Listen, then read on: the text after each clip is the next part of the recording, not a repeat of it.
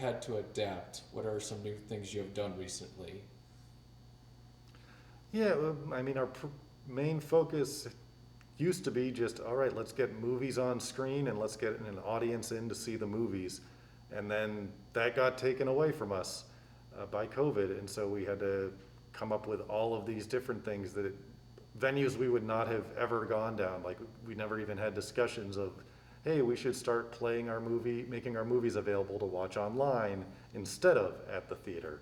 Or we should, start making packages of concessions that people can, just pick up and take home, as opposed to just, coming in and buying, at the concession stand when they're coming to see a movie. We revamped, increased our focus on like, okay, well, let's sell online merchandise, and so, let's take the time to make a Christmas ornament this year so we can have people order those online and then ship them out rather than having people pick them up when they're here to see a movie. So we've had to do a lot more making ourselves available to go out to our audience rather than having our audience come to us in our physical building. All right. I do actually have another question I just thought of off the top of my head. This kind of relates just to your opinion of like the future of movie theaters in general, because for years now there's been like debate or discussion on the decline of theater attendance, and with COVID, they may have potentially exacerbated that, and some have made the claim that a lot more people just probably watch movies from home. But like, there's some who may not believe that either. Where do you see the future of the movie theater when COVID-19, when it's put under control? Like, do you still see a future for movie theaters? I absolutely do. I mean, I like watching movies at home as much as anybody, probably more than a lot of people. But there is something very special about going to the movies and being in a room with, dozens or hundreds of other people and watching something for the first time or for the 10th or 15th time if it's one of your favorite movies. The lights go down, the curtain comes up. I've seen a lot of wonderful movies for the first time here, but I've also, I've watched Alien at home on my TV, and I've also watched Alien in a packed audience at the Music Box, and it was a lot more fun watching it with an audience at the Music Box, I will say that.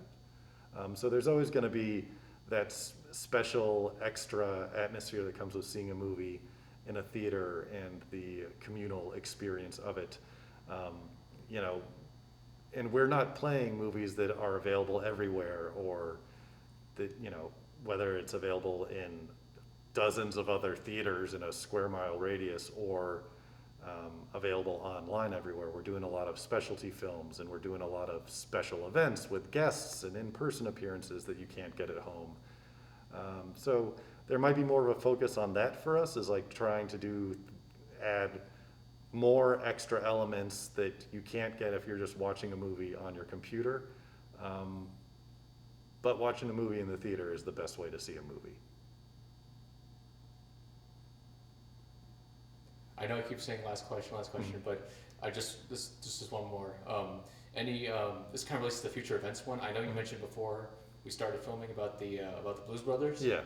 Do you see yourself having your local Chicago theater? Do you see yourself having a Blues Brothers screening still?